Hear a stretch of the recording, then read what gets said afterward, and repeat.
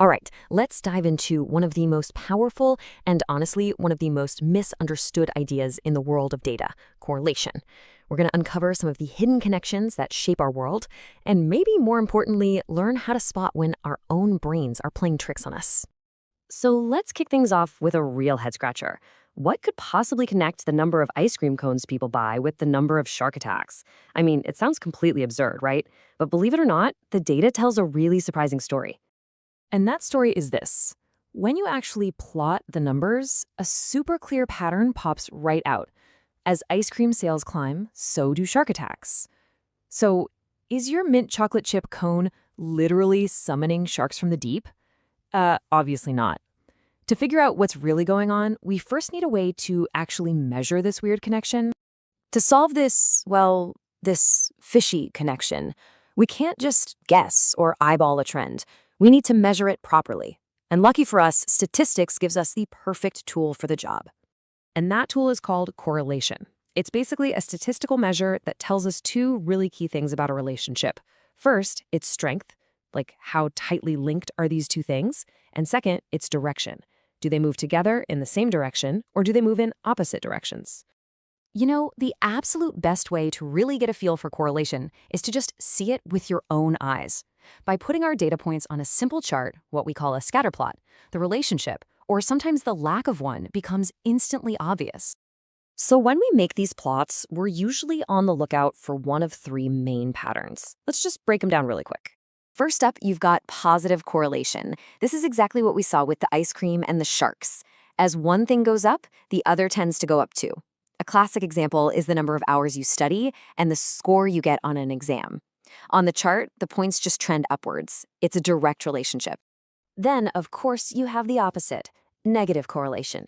This is when one thing increases and the other decreases. Think about the fuel gauge in your car versus how far you've driven. As the distance goes up, the fuel in the tank goes down. Here, the data points trend downwards. We call that an inverse relationship. And finally, sometimes there's just nothing. Zilch. No correlation at all.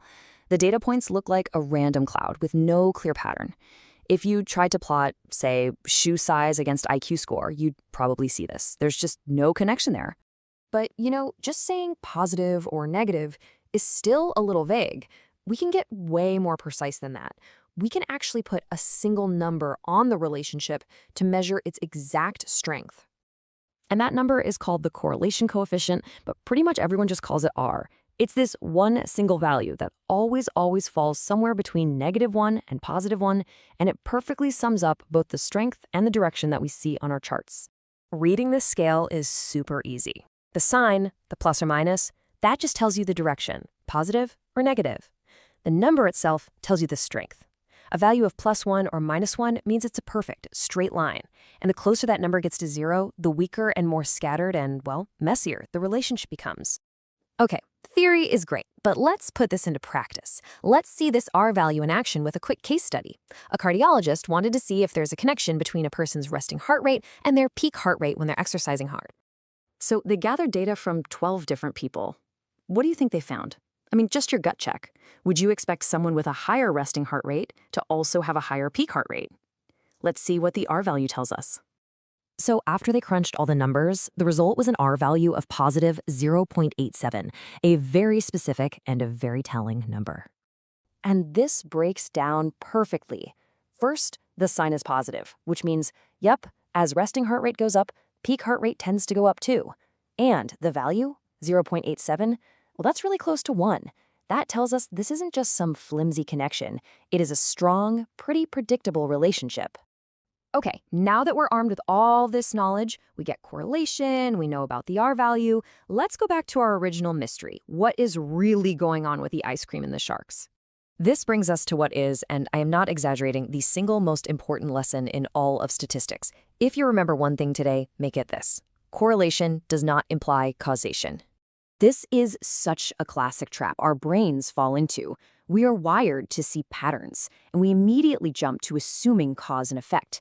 But so often there is a third, hidden factor, what statisticians like to call a lurking variable, that's actually pulling the strings for both trends.